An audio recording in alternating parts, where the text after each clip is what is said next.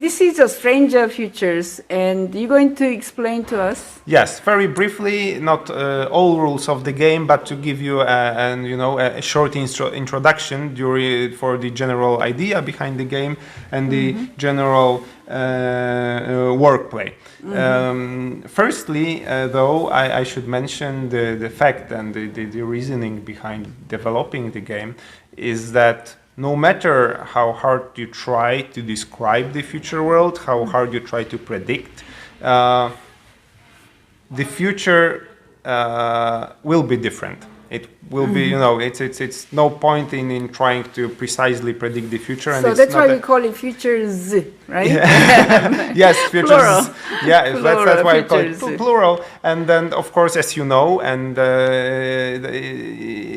it's not like a theory; it's a fact that the future will be different from what we expect it to be, or from whatever we can imagine. No matter how many scenarios we will do, the future will be different in some way. So we could prove it experimentally if we were to imagine the future of any complex system. A few years from now, we might be right in some places, but we'll almost certainly be wrong in all sorts of other unexpected places which we didn't even think about. So that's the main reasoning behind developing this game, that we need to be on the constant lookout for those stranger futures. So more and more of them, and then looking for the ways in which we can disrupt our thinking. The important thing to know when starting to play the game is that there are basically two ways to disrupt an assumption. So one of them is to disruptively weaken an assumption, the other one is to disruptively intensify it. Should I provide you with some examples once again? Or yes, yeah, okay. So to give you a sort of a funny example of that, let's suppose that our assumption is that in 2030 the internet is still overflowing with videos of cats. So how could we disruptively weaken this assumption? We could, for example, say that this assumption could be disruptively weakened if advanced robots were specially designed to be much cuter than cats, okay? On the other hand, we could disruptively intensify this assumption by stating that it would be disruptively intensified if cats outsmarted humans and overtook the internet completely, so that it be only cats, not only mostly cats, but only cats. So that's just a funny example, but I hope that you get the picture. All right. So now once that we know it, I can tell you very briefly about the roles that the players can play while playing the game. There are 3 roles. So the first one we call the precog. If you know Minority Report, you know that. So that's where the name came from, and you know that it's stated there that the precogs are never wrong. But sometimes they do disagree. Okay, so that's our precog, and the precog's role in the game when someone plays the precog card, which looks like that, is to either try to provide an idea for disruptively weakening or disruptively intensifying an assumption of their choosing. So they are choosing both the assumption and the direction of disruption, and provide an idea so how a certain assumption could be disrupted. So that's the first role. The other 2 roles, which is the upgrader and the challenger, are about commenting the idea provided by the precog. So not really directly about the assumptions themselves, but about the idea for a disruption. So once again, if our precog provided this disruption that the assumption would be disruptively intensified if cats outsmart humans and overtake the internet completely, what the upgrader, this nice smiley guy, could say in order to try to validate this assumption even further, so we would know that it is, that this assumption is really vulnerable, that it is a very strong disruption that we should seriously consider. The upgrader could say, for example, that yes, this could be even more probable if we take into account that people are getting dumber because of social media. Something like that, someone could have such an opinion.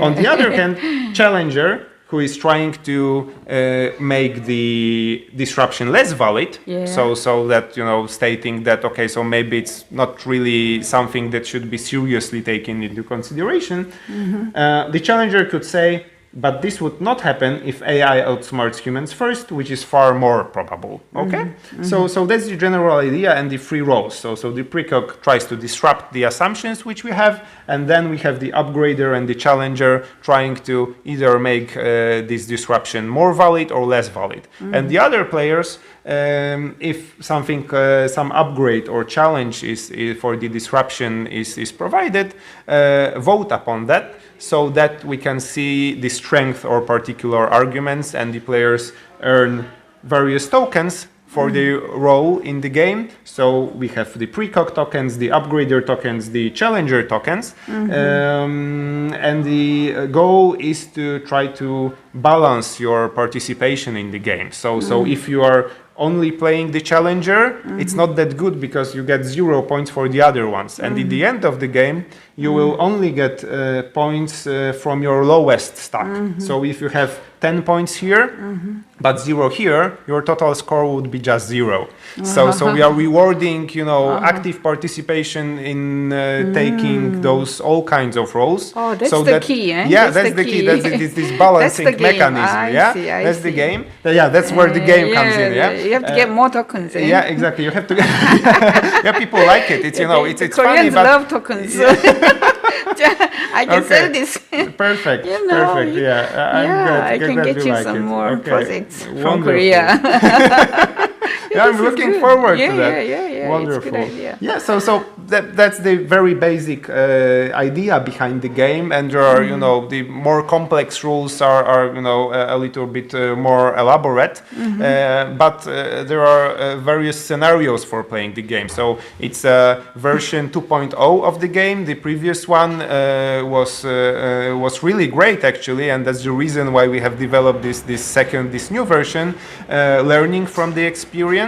And we've designed it with a lot of flexibility in mind. So depending on the goals of a certain project, we can make it more elaborate, more serious, or just lighter and shorter. And there is no need to change the cards or anything. It all works pretty nicely. You can just play by slightly modified rules.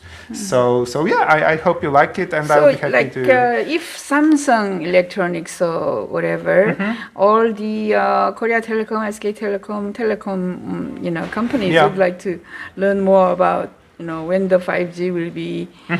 This is a 5G phone. I just bought a few days ago. Great. Great, good for you. First time here in Korea, they are now just selling 5G 3, 4, 5 days ago. So with these kind of stranger features, if you sort of get some sort of demands from the Korean companies, what is the first step for you to, for they have to sort of, what do they have to do? Okay, all right. So the. Yeah. Yeah. Okay. So the first step would be to to assess the goals which they might have. So the questions which they might have. But the very first thing we would do as probably part of some project would be try to come up with a set of assumptions regarding the future. We can collaborate on identifying them that could need to be disrupted, or whether we could scope whether they are vulnerable, because that's the moment in which you can lose your strategic advantage, that you're taking something for granted when you are planning for the future and planning your investments, with something for granted which in fact shouldn't be taken for granted. So this game would help the companies. We originally designed the game for projects for big corporations, and we have used it mostly in such circumstances. So how long would it take if anything happens? Like Hyundai Motors come up with an idea saying, when do they have to sort of introduce hydrogen cards, something like that. How long would it take for you to do this stranger features? To play the game, actually, or you mean to prepare for it? Prepare for it and then play for it, and you can also charge them, right? Yeah. It would depend on the complexity of the project, because the game itself can be pretty short. But sometimes we have, you can play. Yeah, we can do the report based on the game, actually, because the outputs of the game can be both the ideas and the assessments of ideas. So you already have sort of a quantified approach and quantified information, which is very useful. So the game itself takes like can take an hour, or it can take 2 or 3 days, depending on the complexity of the issue at hand and the preparation. So what about charges from $1,000 up to some 20? It very strongly depends on the particular project, because for some games we have to prepare for months beforehand. In some games it works well with just 5 people on one hand. On the other hand, we've played this game with hundreds of people. Okay. So it can be very different depending on how many people you want to involve. Some companies want to keep the information only within a certain company, and it's of course understood, because the insights that we gain from the game can become a source of competitive advantage, so it's not something that you are willing to share.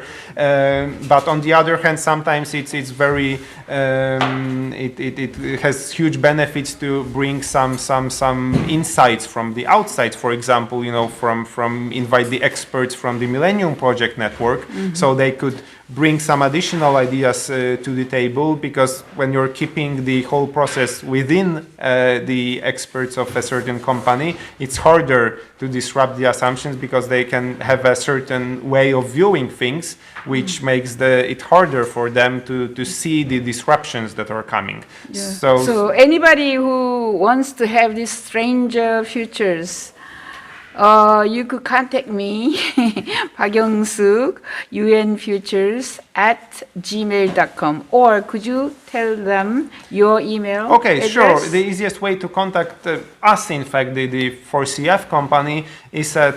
info@4cf.pl.